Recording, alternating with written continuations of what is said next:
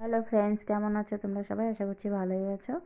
তো যেহেতু এখন শীতের দিন, তো একটু ঝাল ঝাল কিছু খেতে ভীষণ ভালো লাগে। তো আজকে ঝাল ঝাল করে একটু অন্যরকমভাবে ডিমের মাখা মাখা করে বানাবো।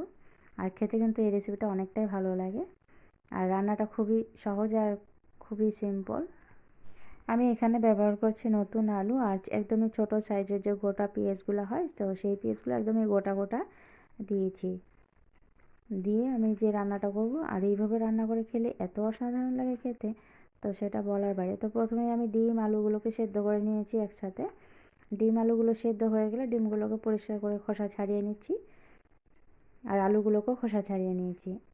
তো প্রথমে দেখো আমি কড়াই এখানে গরম করতে বসিয়ে দিয়েছিলাম। তো কড়াইটা অনেকটাই গরম হয়ে গেছে। যেহেতু ডিম ভাজবো, কড়াইটা ঠিক মতো গরম না হলে ডিম লেগে যেতে পারে।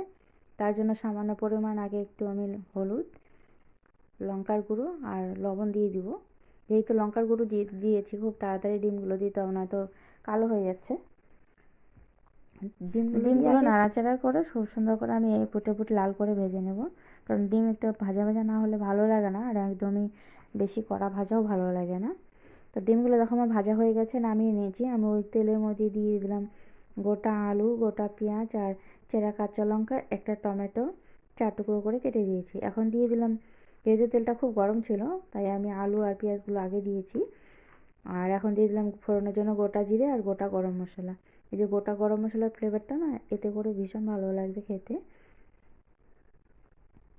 এখন সুন্দর লাল লাল করে ভেজে নিয়েছে। ভাজা হওয়ার পরে এখন আমি দিয়ে দিচ্ছি আদা, কাঁচা লঙ্কা আর পেঁয়াজ, একটু রসুন পেস্ট করে নিয়েছি, সেই পেস্টটা দিয়ে দিচ্ছি। দিয়ে দিলাম সামান্য পরিমাণ জল। তো জল দেওয়ার কারণে মশলাগুলো পুড়ে যাবে না। এখন এর মধ্যে দিয়ে দিব পরিমাণ মতো লঙ্কার গুঁড়ো, হলুদ গুঁড়ো, দিয়ে দিচ্ছি লবণ, আর দিয়ে দিব স্বাদ মতো চিনি। চিনি দিয়ে নাড়াচাড়া করে ভালো করে মিশিয়ে নিয়েছি। এখন আমি ঢাকা দিয়ে দিব, যেহেতু এখানে গোটা পেঁয়াজ আলু আছে। তো ঢাকা দিয়ে কষালে আলু আর পেঁয়াজগুলো একদম ভেতর থেকে সফট হয়ে যাবে, আর আলুগুলো খেতে ভালো লাগে। তো আমার মশলাটা দেখো কষানো হয়ে গেছে। এখন আমি দিয়ে দিলাম ডিম। ডিম দিয়ে আমি অল্প পরিমাণে জল দিয়ে দিচ্ছি। জল দিয়ে অল্প নাড়াচাড়া করে এখন আমি ঢাকা দিয়ে রেখে দেবো আরও কিছুক্ষণ।